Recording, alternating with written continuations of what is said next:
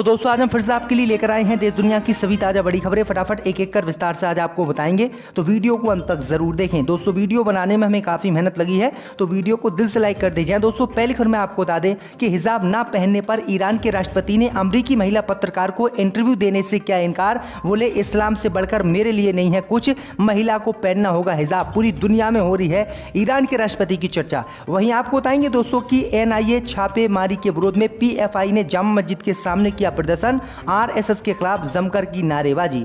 वहीं आपको बताएंगे दोस्तों कि उत्तर प्रदेश में आजम खान को दोबारा से जेल में डालने की तैयारी में बीजेपी, तिजोरी चोरी करवाने का आजम खान पर लगाया आरोप। वहीं आपको बताएंगे दोस्तों कि कांग्रेस पार्टी के राष्ट्रीय अध्यक्ष हो सकते हैं अशोक गहलोत। अशोक गहलोत ने कांग्रेस पार्टी का राष्ट्रीय अध्यक्ष का चुनाव लड़ने का खुद किया ऐलान। वहीं आपको बताएंगे दोस्तों कि गौतम अडानी मुकेश अंबानी के बीच एग्रीमेंट, एक दूसरे के कर्मचारियों को नहीं देंगे अपनी कंपनी में नौकरी। वहीं आपको बताएंगे दोस्तों कि धर्म परिवर्तन मामले में सुप्रीम कोर्ट ने केंद्र की मोदी सरकार को नोटिस किया जारी, सख्त कानून बनाने की गई है मांग। वहीं आपको बताएंगे दोस्तों कि कांग्रेस ने आज भारत जोड़ो यात्रा पर लगाया ब्रेक, तो भड़की भाजपा। बीजेपी ने PFI से जोड़कर लगाया कांग्रेस पर ही उल्टा आरोप। तो दोस्तों सभी खबरों को आपको एक एक कर बताने वाले हैं। वीडियो को लाइक कर चैनल को सब्सक्राइब कर दे और हमें कमेंट करके बताएं कि आपके जिले किस राज्य से हमारी खबरों को देख रहे हैं। इसी बीच पर तो दोस्तों अगली खबर की ओर, तो हिजाब ना पहनने पर ईरान के राष्ट्रपति ने अमेरिकी महिला पत्रकार को इंटरव्यू देने से किया इनकार। पूरी दुनिया में हो रही है चर्चा। जब दोस्तों आपको बता दें कि ईरान में 16 सितंबर से शुरू हुआ हिजाब का विवाद अब अमेरिका तक पहुंच गया है। दरअसल आपको बता दें कि ईरान के राष्ट्रपति इब्राहिमी रईसी का अमेरिकी न्यूज चैनल CNN के साथ एक इंटरव्यू होने वाला था, लेकिन ईरानी राष्ट्रपति ने एंकर के सामने हिजाब पहनकर इंटरव्यू लेने की शर्त रखी, जिसके बाद एंकर ने हिजाब पहनने से मना कर दिया और इंटरव्यू रद्द हो गया।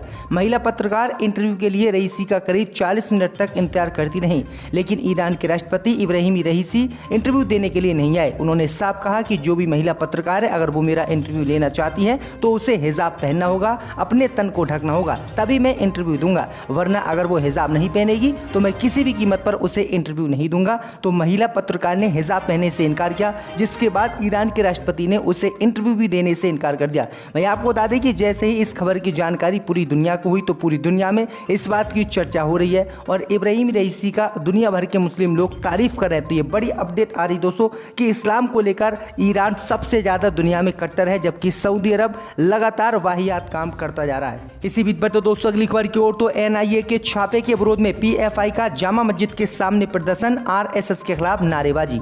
जब दोस्तों आपको बता दें कि टेरर फंडिंग मामले में PFI का कनेक्शन सामने आने के बाद NIA द्वारा देश भर में PFI के खिलाफ की जा रही छापेमारी को लेकर आज सवाई माधोपुर में पुराने शहर स्थित जामा मस्जिद के सामने PFI के कार्यकर्ताओं एवं पदाधिकारियों द्वारा जमकर विरोध प्रदर्शन किया गया। इस दौरान PFI के कार्यकर्ताओं एवं पदाधिकारियों द्वारा केंद्र सरकार एवं RSS के खिलाफ जमकर नारेबाजी की गई। विरोध प्रदर्शन के दौरान PFI के पदाधिकारियों ने कहा कि केंद्र सरकार देश की CBI, ED, IB, ANI जैसी एजेंसियों का गलत इस्तेमाल कर रही है और PFI के कार्यालयों पर छापेमारी कर पदाधिकारियों को अवैध तरीके से गिरफ्तार कर उन्हें परेशान कर रही है। PFI के पदाधिकारियों का कहना है कि RSS और भाजपा द्वारा बेबुनियाद आरोप लगाकर PFI को बदनाम करने की देश में कोशिश की जा रही है, जिसमें वे कभी सफल नहीं हो सकते। उनका कहना है कि भाजपा हर उस ताकत को दबाने का प्रयास करती है जो उनके खिलाफ बोलता है, लेकिन PFI भाजपा की इस ताकत के सामने नहीं झुकेगी और अपनी आवाज बुलंद रखेगी। तो ये बड़ी अपडेट आ रही दोस्तों। इसी बीच पर तो दोस्तों अगली खबर की ओर, तो आजम खान को दोबारा से जेल में डालने की तैयारी में भाजपा। आजम खान के सिर पर मढ़ा गया अब तिजोरी चोरी करवाने का आरोप। जब दोस्तों आपको बता दें कि समाजवादी पार्टी के दिग्गज नेता आजम खान को दोबारा से जेल में डालने की भाजपा तैयारी कर रही है। आजम खान पर दर्ज मुकदमों की गिनती लगातार उत्तर प्रदेश में बढ़ती जा रही है। ताजा मामला रामपुर जिले से सामने आया है, जहां नगर पालिका की पूर्व चेयरपर्सन रेशमा बी ने आजम खान पर आरोप लगाते हुए कहा है कि आजम खान ने नगर पालिका की तिजोरी चोरी करवाई थी। साथ ही उन्होंने कहा है कि आजम खान ने नगर पालिका की तिजोरी सत्ता के बल पर साजिश रचकर चुरवाई है।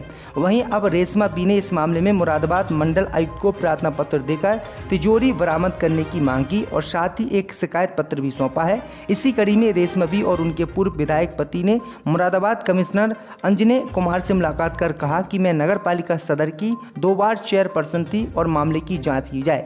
तो ये बड़ी अपडेट आई दोस्तों कि आजम खान पर 11 लाख रुपए चोरी करने का तिजोरी में आरोप भी लगाया गया है। तो आजम खान को किस तरह से दोबारा से जेल में डालने की कोशिश की जा रही है। इसी बीच पर तो दोस्तों अगली खबर की ओर, तो धर्म परिवर्तन मामले में सुप्रीम कोर्ट ने केंद्र की मोदी सरकार को नोटिस किया जारी, सख्त कानून बनाने की है मांग। जब दोस्तों आपको बता बता दें कि सुप्रीम कोर्ट ने आज दबाव, लालच या धोखे से धन परिवर्तन के खिलाफ सख्त कानून बनाए जाने की मांग पर केंद्र की मोदी सरकार को नोटिस जारी किया है।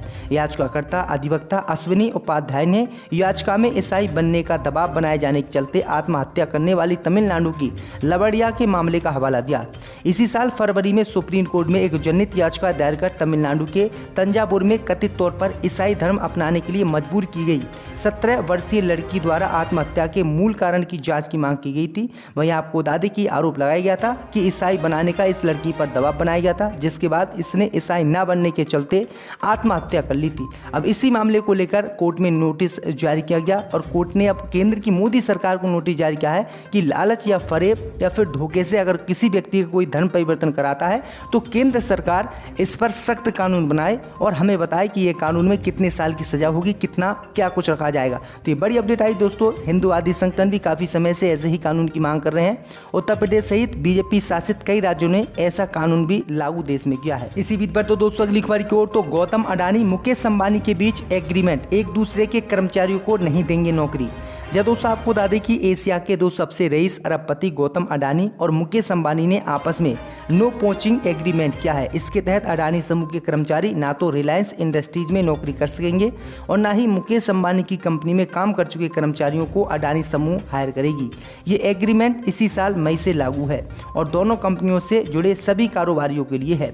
बिजनेस इनसाइट की रिपोर्ट में ये जानकारी आज दी गई है। रिपोर्ट के मुताबिक अडानी समूह या रिलायंस इंडस्ट्रीज की ओर से अब तक इस एग्रीमेंट से जुड़े सवाल के जवाब में ये बातें कही गई हैं कि अगर कोई व्यक्ति गौतम अडानी की कंपनी छोड़कर मुकेश अंबानी की कंपनी में काम करता है तो उसे मुकेश अंबानी कंपनी में काम नहीं दिया जाएगा। अगर कोई व्यक्ति मुकेश अंबानी की कंपनी में काम करता है और नौकरी छोड़कर गौतम अडानी की कंपनी में जाना चाहता है तो उसे गौतम अडानी की कंपनी में अब काम नहीं दिया जाएगा। तो ये बड़ी अपडेट आ रही है, बड़ा एग्रीमेंट इन दोनों ने ही साइन किया है। इसी बीच पर तो दोस्तों अगली खबर की ओर, तो अशोक गहलोत बनाए जा सकते हैं कांग्रेस पार्टी के राष्ट्रीय अध्यक्ष।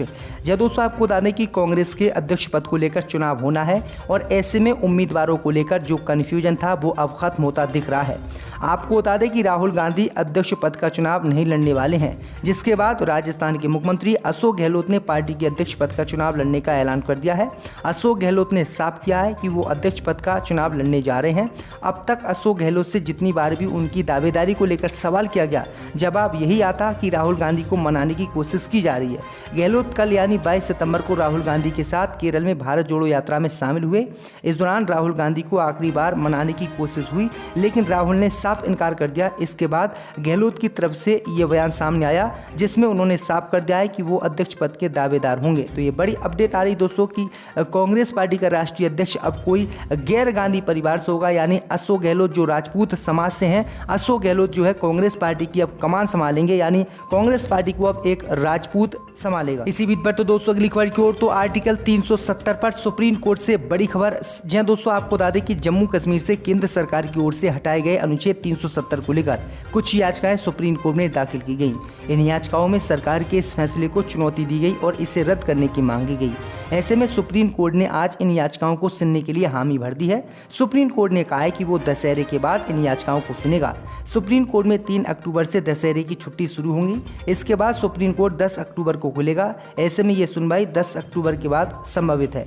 दरअसल आपको बता दें कि केंद्र सरकार ने 5 अगस्त 2019 को जम्मू कश्मीर से अनुच्छेद 370 हटाया था। ये अनुच्छेद 370 जम्मू कश्मीर को विशेष अधिकार देता है। इसके हटाए जाने की घोषणा खुद गृह मंत्री अमित शाह ने की थी। इसके बाद से ही जम्मू कश्मीर के अलगाववादी नेताओं ने केंद्र सरकार के इस फैसले के खिलाफ विरोध प्रदर्शन भी किया था। सुप्रीम कोर्ट में उन्होंने याचिका भी लगाई थी, लेकिन सुप्रीम कोर्ट ने अब आकर इस पर सुनवाई करने का ऐलान किया है। इसी बीच पर तो दोस्तों अगली खबर की ओर, तो कांग्रेस ने आज भारत जोड़ो यात्रा पर लगाया ब्रेक। बीजेपी नेता ने पीएफआई से जोड़कर लगाए बड़े आरोप। जहां दोस्तों आपको बता दें कि राहुल गांधी के नेतृत्व में कांग्रेस देश भर में भारत जोड़ो यात्रा निकाल रही है, जिसकी शुरुआत केरल से हुई और केरल में ये यात्रा 15 दिन तक चली। केंद्रीय जांच एजेंसी NIA ED ने पॉपुलर फ्रंट ऑफ इंडिया यानी PFI के खिलाफ सबसे बड़ी छापेमारी को अंजाम दिया। इसी बीच इस छापेमारी के बाद आज केरल और तमिलनाडु समेत कई जगहों पर हिंसक प्रदर्शन देखने को मिले। इसी बीच कांग्रेस ने बताया कि आज भारत जोड़ो यात्रा का आराम दिया गया है और कल त्रिशूल से यात्रा शुरू होगी। इसे लेकर बीजेपी नेता कपिल मिश्रा की तरफ से कांग्रेस पर बड़ा आरोप लगाया गया है। मिश्रा ने कहा है कि PFI के बंद के चलते कांग्रेस ने अपनी यात्रा पर रोक लगाई है। तो ये बड़ी अपडेट आई दोस्तों, क्योंकि ये बीजेपी नेता अक्सर ही विवादित बयान देते रहते हैं। देश में ये लागू ना हो। अगर सरकार केंद्र की सरकार इसे नहीं ख़त्म करती है तो उत्तर प्रदेश